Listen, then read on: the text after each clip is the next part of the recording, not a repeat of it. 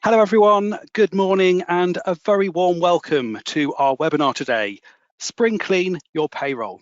So this is the first of 5 sessions we're running for our Spring Clean 2024 badge, which is a digital badge that you can earn by attending at least 3 of a set of webinars. But we're going to tell you more about that badge towards the end of today's session.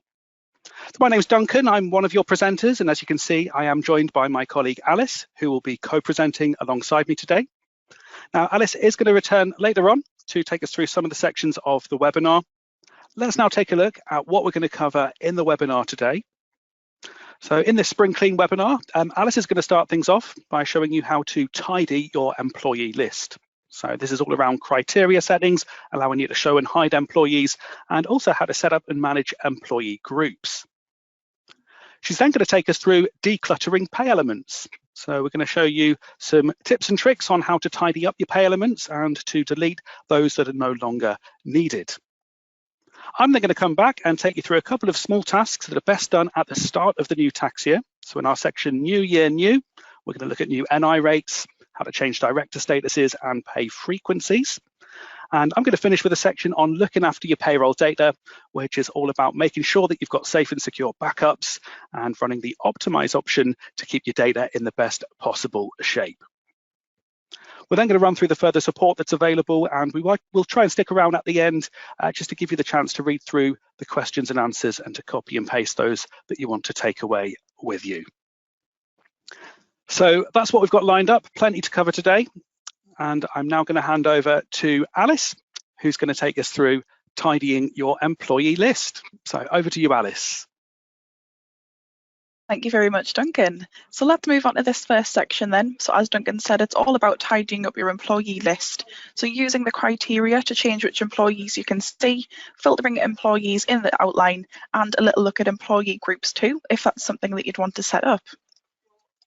So we'll first look at the criteria option. Now this is essentially filters to show and hide certain employees based on their status. So if they're on hold, leavers, historical leavers, or by filtering by their pay frequency, department, cost centre, or payment method.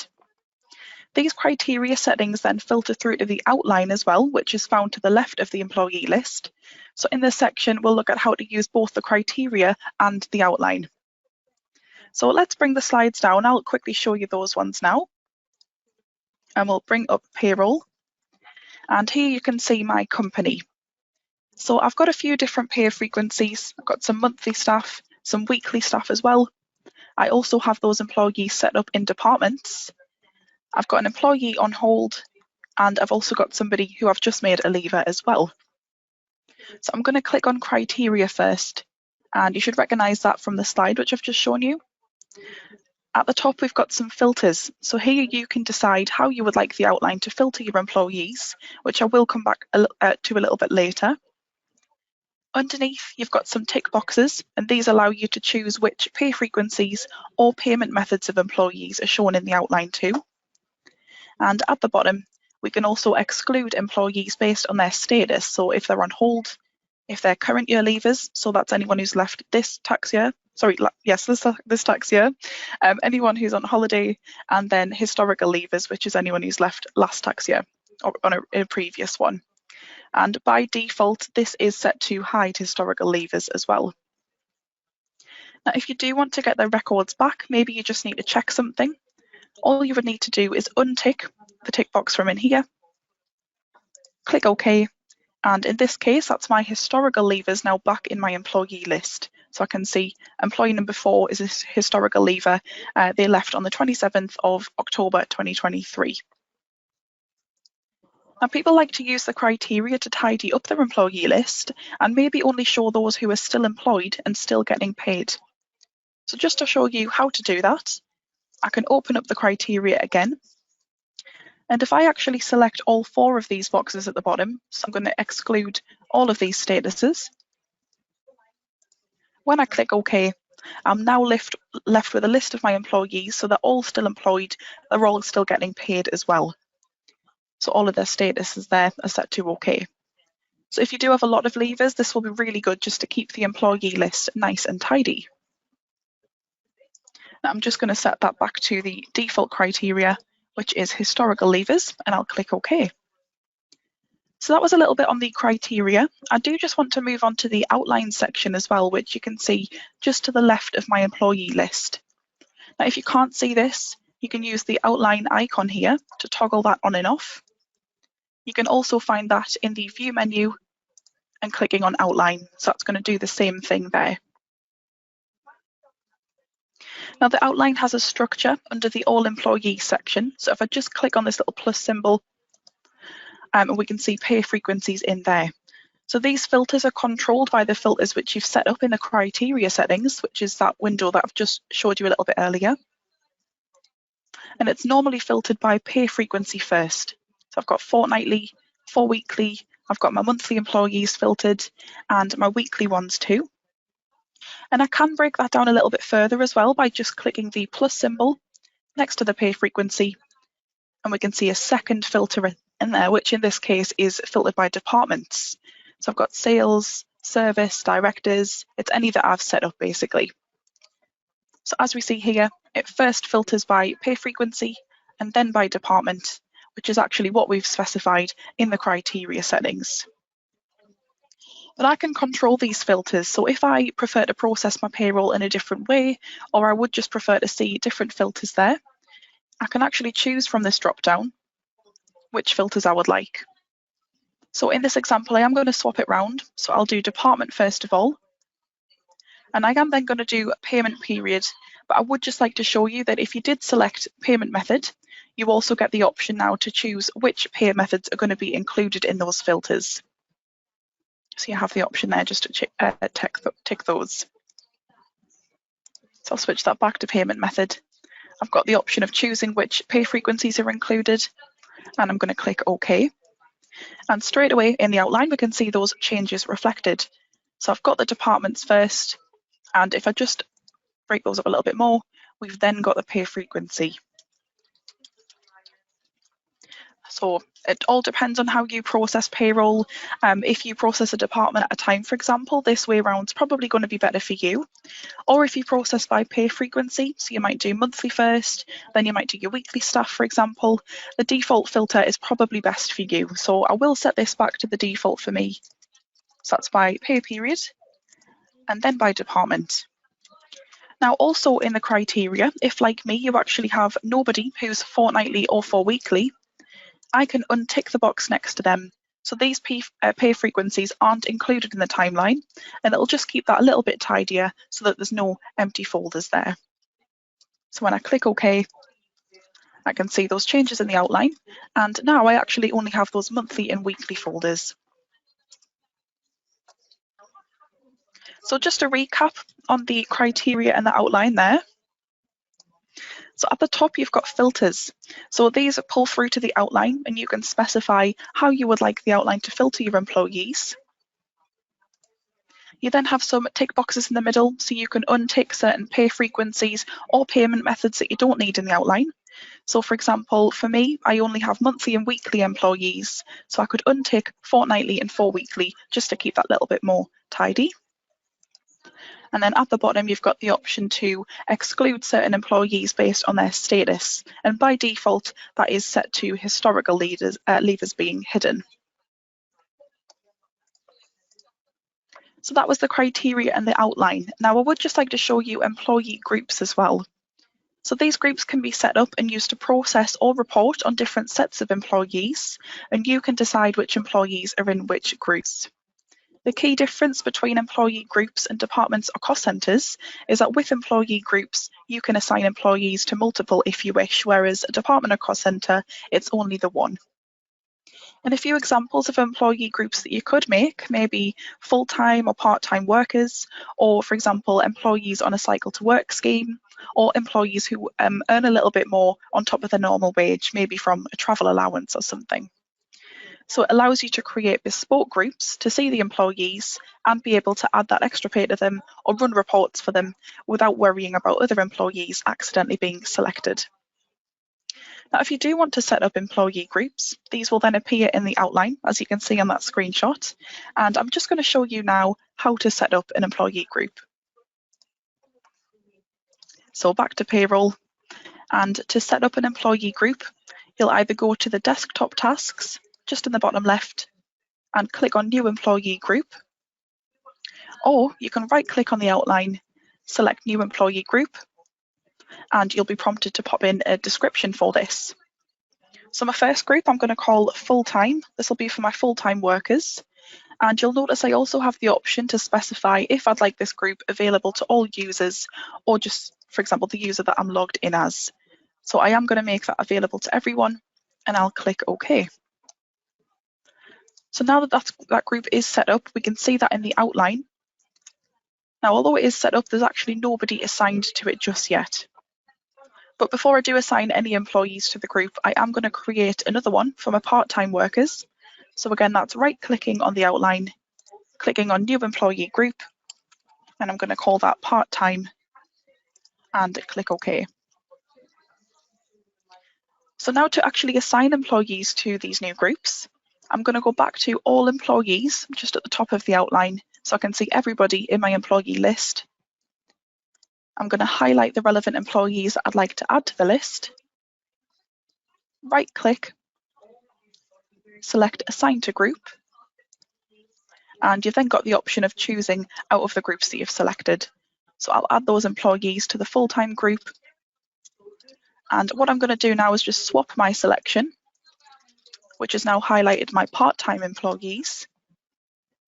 I'll right-click them, Assign to Group, select my other group, which is the part-time, and select Save. So now if we just pop back to the outline, I can see I've got the full-time workers there and the part-time ones as well. Now, I did mention as well, you can have employees in multiple groups. So sticking with the examples I suggested earlier, I am also going to create a group for my employees who are in a cycle to work scheme. So just go to create that group. I'm going to call that cycle to work and click OK. And again, just go back to all employees and select the employees that I'd like to be in that group. Right click, Assign to Group, and then I'm going to select that new cycle to work one. So let's look at employee number 2, for example. I'll just highlight them. We can see not only are they in the cycle to work group, they're also in the part-time one as well. So you can add employees to multiple groups if you wish.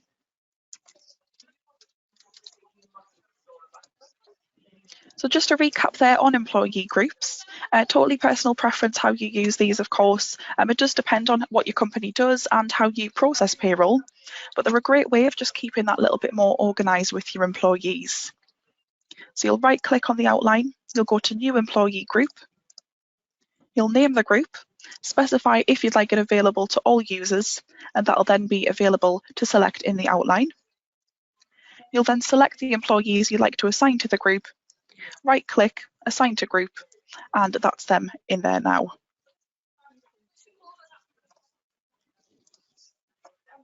So that's brought us to the end of tidying up your employee list. I'm now going to move on to the next section, which is decluttering your pay elements. So this is a great way to organise and tidy up the company's pay elements, especially if you've got a lot of old ones that you don't use anymore, or some duplicates as well. So in this section, I'll be going through the process of removing pay elements from your employees' records and deleting them from the company as well. Now, in order for these elements to be deleted from the company, there are a few requirements. So the pay elements can't be deleted from an employee if values have been updated for them, so if they've got year-to-date values. And pay elements can't be deleted at a company level if they've been assigned to an employee's record.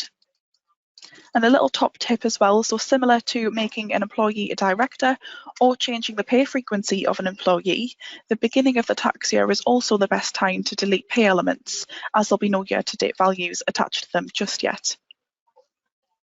And first thing to bear in mind, before you go and delete a load of pay elements, it is super important that you do some preparation steps, first of all, to prepare to declutter. Not only does this make sure that your data is safe and secure, but also that you know which pay elements that you'd like to delete.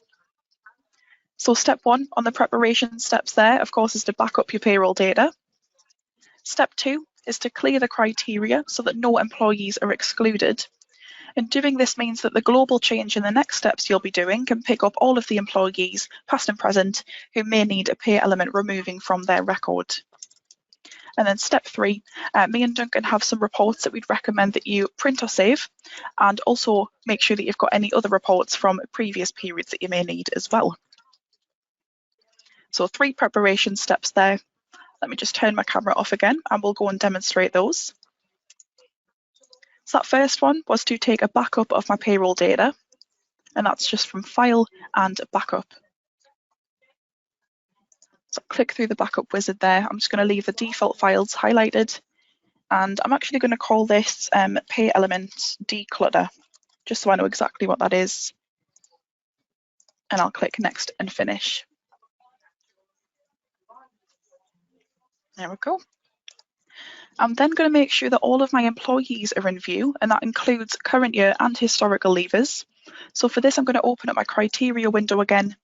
And at the bottom, I'm just going to make sure that nobody is excluded and click OK. And also just make sure that in the outline, you've selected all employees, just in case you're accidentally still in a group. So this now shows all of my employees, past and present there. The last preparation step is those recommended reports. So I'm going to highlight all of my employees, and I'm just going to go to the reports above the employee list. And there's 2 that we would recommend. So the first one is the Employee Details Payments Report. Now I have favorited this, but you can also find that in the employee section. And we'll just scroll down as this is in alphabetical order.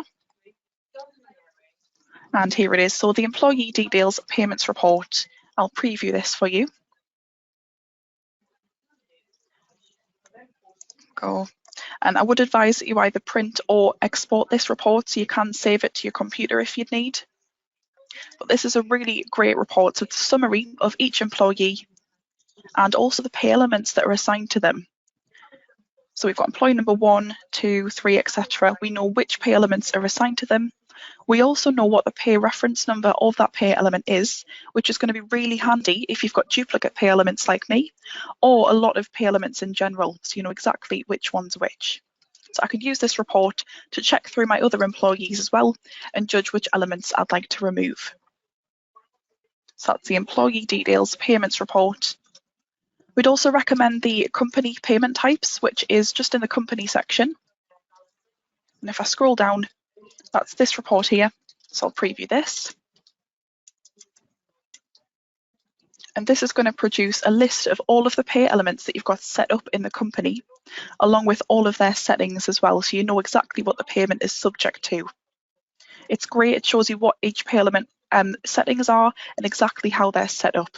And again, we'd recommend that you either print or export and save this one. So these reports will just help you to plan which pay elements you might want to remove and which employees you might need to make new payments for.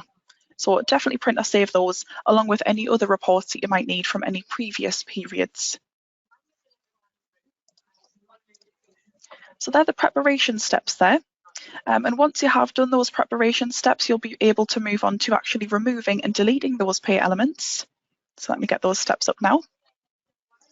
So I'll start by removing the pay element from the employee's records using a global change. And this removes it from everybody all in one go. It saves you from doing it individually. Step 2, we're going to delete the pay element from the company, which we'll now be able to do because they're removed from everyone's record. And then step 3, once you've decluttered those pay elements, you can add any new or corrected elements to the employees as well. So back in Payroll, I'm going to first of all show you the pay elements which I've got in my company. So I'll go to the company tasks and click on pay elements. And here I've got a list of all of the company's pay elements. Now, some of them I don't use anymore, some of them are duplicates. So you'll notice, for example, I've got 2 bonus pay elements. I've got a few overtimes, 2 commissions as well. And I've also got a few which I don't use anymore as well. I'm assuming this one's meant to say salary, but that's obviously incorrect. I also don't use it anyway, so that one does need to go as well. And I know what you're thinking, why not just delete it? Because there is a delete option here. But if I try to remove some of them straight from this window, I'll actually get this error message. And that's because the pay element is still allocated to at least one employee. So as I explained earlier, the pay element first needs to be removed from all of the employees, and then it can be removed here at a company level. So with that said, let me show you how to remove the element from all of the employees. And for this, we would recommend that global change. Now we've already checked that all employees are in view. So what I'll do next is go to Tasks, down to Global Changes, Payments, and Remove Payment. In here, I can see that list of all of the pay elements, along with their payment reference number as well. And because I ran those two reports in my preparation steps and I've checked them through, in today's example, I know that I'm going to be removing reference 2 and 3 as they're both duplicates. Reference 11 is another duplicate, and an incorrect one, which is reference number 12. And if you've got multiple to remove or delete like me, you can actually select multiple in the global change, and I'll click OK to proceed with that. And we can see out of all of the employees selected, 8 of them had those pay elements which have now been removed. So now that we've removed those pay elements from the employees' records, this now means we are able to remove them from the company pay elements. So let's go back to those now. So company tasks, pay elements, and I'm just going to work through. So it was reference number 2, which was the extra bonus. So I'm now able to remove that. Same with the overtime. And then just down to reference 11, so we've got that duplicate commission element and the incorrect salary one as well. I'm now able to remove them all. Now in here, they can only be deleted one at a time, but they are now removed from the company and have tidied up those pay elements nicely. So that's how to delete pay elements. I do want to mention as well that if you really wanted to, you could have a full clear out. You could remove and delete all of the pay elements from your company, especially if you've got a lot to delete or you've got a lot to work through and change. It may just be easier to remove them all and then create new ones. You could use the payment types report that we produced earlier to recreate any of the pay elements as well that you needed going forward, and then assign the new and corrected ones to your employees using a global change. I would suggest doing that as well before you process anything in the new tax year, and please make sure you've got a backup of your data and of course produce those reports that we recommended before you delete anything. But as I mentioned, adding new elements to your employees, I would just like to show you a global change which you could use if you wanted a quick way to add pay elements to all of your employees at once. So it's a similar place to where we were before. It's just in tasks, global changes, payments, and this time instead of remove payment, it's going to be add payment. You'd then be able to select the ones you'd like to add and of course proceed with that change. So just in case you've got a new one you want to add to everyone, that's a quick way of doing it there. So that was decluttering your pay elements. I just want to have a little bit of a recap of those steps there. So first of all, you backed up your data, then use the criteria to make sure that all of the employees are in view. So that goes for current leavers, historical leavers as well. We then advise you print or save the employee details payments report and the payment types reports, along with any that you may need from previous periods. It's then a case of removing those pay elements from the employee's records using a global change, and then deleting the pay elements from the company pay elements. So we are almost at the end of decluttering pay elements, but before Duncan does take over for the next section, I'd just like to briefly talk about some great resources around pay elements, especially these articles. So there's an article I'd like to show you, which is called Delete a Pay Element from an Employee's Record. And this talks you through the steps to do in different scenarios surrounding pay elements. So we've already covered removing a pay element using a global change. We've also kind of talked over deleting a pay element from the company as well. But there is steps on how to remove a pay element from an individual's record as well as what to do if that pay element has year-to-date values against it. So if the pay element does have year-to-date values, a global change can remove it, but it will also remove those year-to-date values. So instead, the article suggests stopping a pay element showing in enter payments instead by specifying that it's not in use. which is just this section here. So it's just a great one if you do have, you want a little bit further support on pay elements, removing them from people. This is definitely the one that I would recommend. So that's called Delete a Pay Element from an Employee's Record.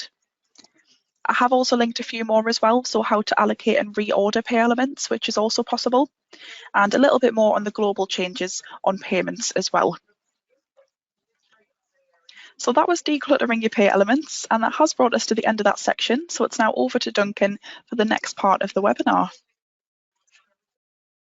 Thank you very much, Alice, and some great tips there on tidying that employee list and the pay elements as well. So for the rest of the webinar, I've got a couple of sections just to run through. The next one we've called New Year, New ... as I'm going to mention 3 tasks that either need to be done at the start of the tax year or are best done at the beginning of a tax year before you process any payrolls. So the first one we're going to talk about is the new national insurance rate. So there was a budget announcement back on the 6th of March where the employees' NI rate was reduced by 2%. So in the new tax year, it's come down from the 10% down to 8%. And that change needs to be in place before your first pay run of the new year. If you attended our year-end webinars, we went through these steps, but I would urge you all to check your legislation settings now, just to ensure that your national insurance rate for employees is now set to 8%. Now, if it isn't, if it's still showing 10, it's really simple to update the legislation. So let's just quickly run you through those 2 steps now in a demo. So if I just bring the slide down, to check your legislation settings, first of all, make sure that your process date is in the new tax year. So I've got mine set to today's date. And if you go to the company tasks and then click onto legislation, you then find the NI tab here at the top. And if you could just ensure that your employee rate for the standard rate contributions is reading 8% as it is in my example. So if it is, there's no action required. If it's still showing 10%, what you need to do before your first pay run of the new tax year is simply go to the Tools menu, click Check for Legislation Updates, click Yes to continue, and then you'll be prompted to apply an NI Bands and Rates legislation update. Now, it's possible to do this more than once, so I'm just going to go ahead and click Yes, just to show you the steps. You'll see a little notepad file appears telling you which of your companies have been updated. And if you then click OK, if you did that same check again, your legislation for national insurance will now be showing 8%. So if you're using the wrong rates, the correction would involve rolling back to the start of the year. So now is the time to check that your legislation settings are up to date. And you can, of course, read more about this and the steps to update your legislation by following the link here in the handout. So next thing for the new tax year is all around director statuses. Now, if you have directors, there are special rules that apply to their national insurance calculations. And ultimately, by the end of the tax year, directors' national insurance does need to be calculated on a cumulative basis based on their annual earnings and the annual thresholds. Now, there are 2 director statuses that can be used to calculate national insurance. There is the annual basis, where national insurance is calculated on cumulative earnings from the start of the tax year. And with this type of director, you often won't see a national insurance contribution in the first period of the year, as it will only kick in once the cumulative earnings are above the primary threshold, which for employees is £12,780. Or the other status is the pro rata basis, where national insurance is calculated using weekly or monthly thresholds in the same way as a non-director, but is then recalculated at the end of the tax year. Now, some directors prefer the pro rata basis because it allows them to spread the cost of the national insurance, and it is suited to directors whose earnings do not vary throughout the year. So you get the same amount each period, and you want to spread out the cost of the national insurance. So why am I mentioning this now? Well, the reason is, if a director decides they want to change what method is being used to calculate their national insurance, some of these changes can only be done at the start of the year. So switching from annual basis to pro rata basis can only be done at the start of the year. And if a director ceased to be a director during a tax year, they can't actually come back to a non-director status until you move into the new tax year. So I just want to quickly show you where you find the director status and how to change it if you wanted to at the start of the year. And we'll have a look at the two different methods for calculating the national insurance. So let me just bring the slides down once again, and we'll jump into this demo. I'll just come out of my legislation settings. Now, I actually have two directors on my payroll. So you can see in the director column, both of my first two employees are set up as directors. And when I go into the employee record and click onto the employment tab, you'll find the director status is over here on the right-hand side. So currently, this employee is on director pro rata basis, but if they prefer to be on the annual basis, maybe because their pay varies at points during the year, and they don't want that recalculation at the end of the year, that can be changed by simply choosing the other status in the drop-down. Now, similarly, if they cease to become a director mid-tax year and you've moved into the new year, at this point, you would be able to switch them to non-director status. So I'm going to swap this one around from pro rata to annual. And then onto my next employee, you can see they are currently on the annual basis, and I can, because I'm at the start of a tax year, change this to pro rata basis if I wanted to. So that is the only time I can do that. And once you've updated at least one period, you'll find that NI rules prevent that change from happening. Now, to show you the effect of those two different statuses, if I go into the enter payment screen for the first period of the year, now both of these directors get the same basic salary. And you can see for the first director, who I've put on annual basis, there's no national insurance being calculated for them. And the reason is that their cumulative earnings at this point in the year are less than the annual primary threshold. So they won't start to pay that national insurance now at the new rate of 8% until probably month 4 in the tax year. Now, moving on to the next employee, this is the one that we switched to the pro rata basis. You can see that with the same basic salary, we do have some national insurance contributions, and that's because it's been worked out using monthly tables. And assuming they're going to get the same salary each month, it just means that they're going to have like a steady amount of national insurance deducted each period. But ultimately, at the end of the year, they will have paid exactly the same national insurance. It's just the time that they paid it would differ depending on the status. Now, once you've updated a period in the new tax year, so I'm just going to run update records for these two directors, you will find that certain changes cannot be made. So if I wanted to switch from director to pro rata, if I attempt to do that, I can't. NI legislation does not allow this change mid-tax year. And if I wanted to switch from director to non-director, again, that can't be done during a tax year. So start of the tax year is when you would make any changes that you might need to make to an employee's director status. So more information about directors' national insurance can be found just following the link there on the handout. Third thing I'll talk about in New Year New is pay frequencies. So the best time to change an employee's pay frequency is, you've guessed it, the start of a new tax year. And the reason for this is that you can't have tax periods that overlap, which often happens during a tax year when you're moving between maybe a weekly frequency and a monthly frequency. So if you're doing this at the start of a tax year, there's no chance of a pay period overlapping because the previous tax year is over and you're in the first period of the year. So if you are planning any changes to pay frequency, now is the time we recommend you do it.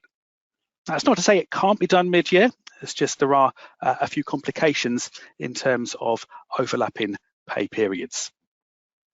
So to change a pay frequency, you can either do it in an individual employee record in the employment tab. You can set the pay frequency from there, or you can use global changes to assign a new pay period.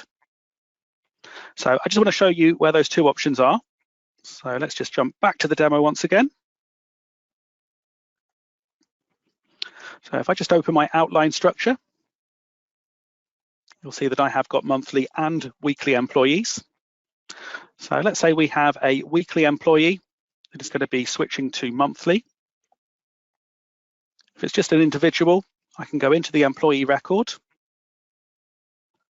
You can go onto the employment tab, and here is where you can switch the pay frequency like so. So I'm going to click yes to change the pay frequency. I can then click on to save. What you will then need to do is to check your pay rates, any default pay rates. For example, if they get a fixed salary, you need to change it to a monthly amount, and a couple of other considerations which are outlined in our support guide. But this is where you would change the pay frequency. And now that they are switched to monthly, it means that I would have no problem at all entering their monthly wage in period 1 of the new tax year. Now, you could do it the other way around if I want to switch to weekly. Maybe I'm going to do this for a number of employees. We could do it with a global change. So employees 6 and 7 are moving to our weekly payroll. So I've selected both of those employees in the list. And to change it using global changes, I go to tasks, global changes, and then it's this option towards the bottom, assign employees a new, and we're going to be a period. So if I click onto that, I'm going to choose weekly for these two that I've selected. So they're moving from monthly to weekly. I can click OK, and then yes to proceed. You can see they have now been moved into my weekly payroll. So that is how you would change the pay frequency. And just to highlight the kind of complication you might come across if you try to do it mid-tax year, I have here a monthly paid employee who has been paid in month 1 of the tax year. And let's imagine I was planning to switch them on to weekly with effect from week 5 on my 10th of May pay date. So I can still go in and I can switch the pay frequency in the employee record. That's not particularly a problem. But when I come to process them weekly, and I'm going to be doing it on Friday the 10th of May, which is in tax week 5, when I try to enter payments for this employee, I get this message saying they've already been updated for this period. And I won't be able to process a pay run on this pay date for this employee because tax month 1 overlaps with tax week 5.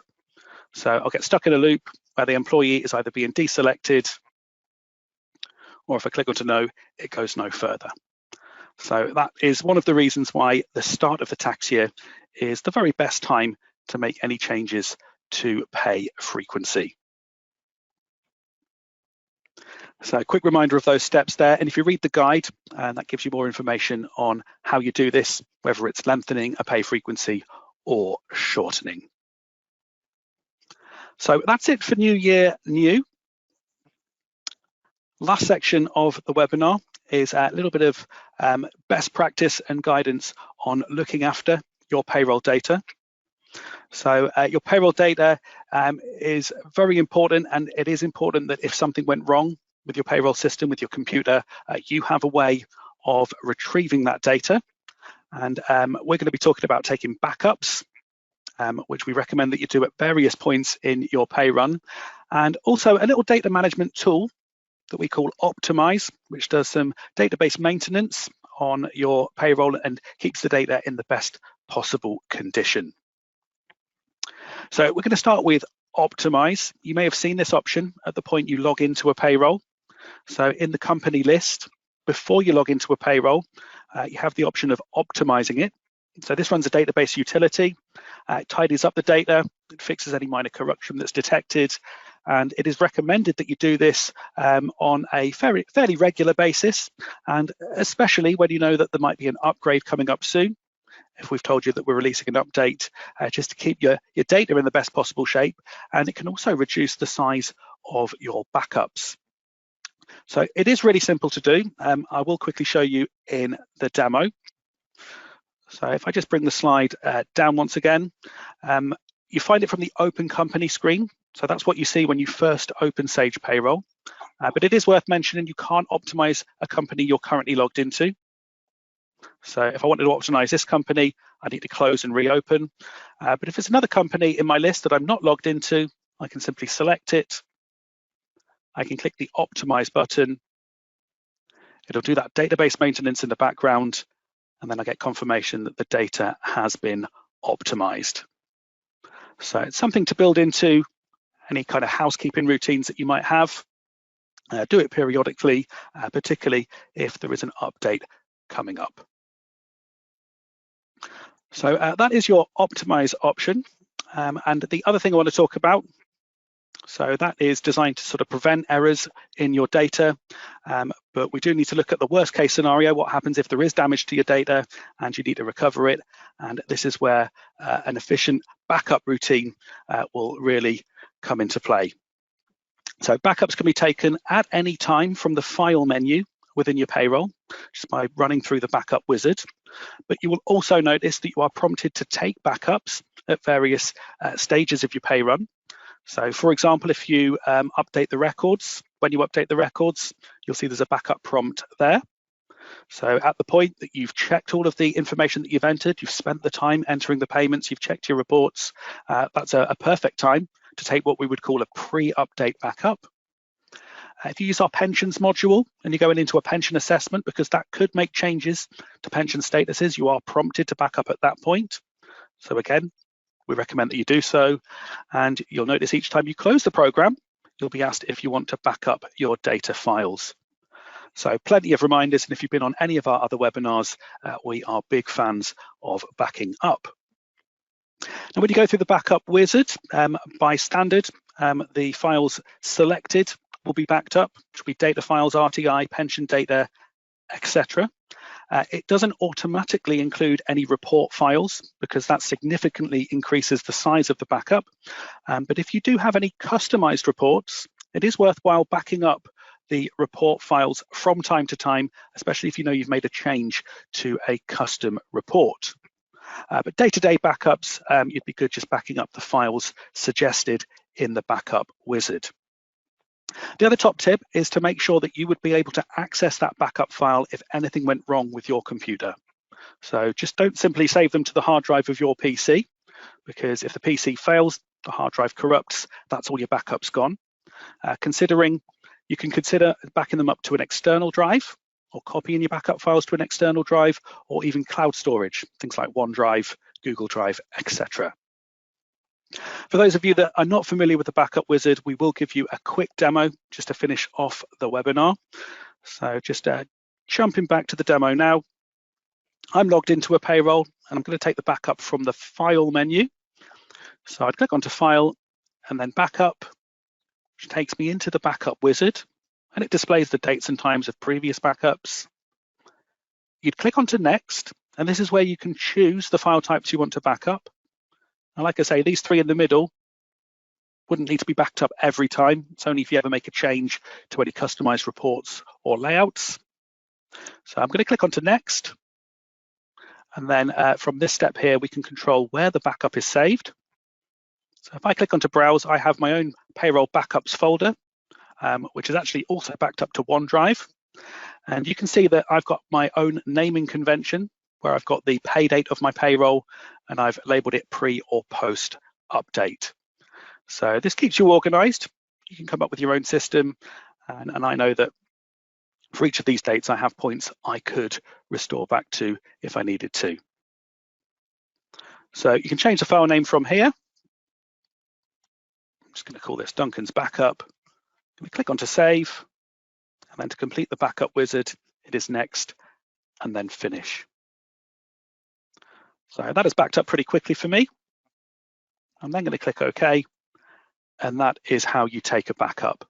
So if something went wrong with my laptop now, I could restore that file, I could download it from OneDrive, I could reinstall Payroll, restore that backup, and I would be back to this exact point in time.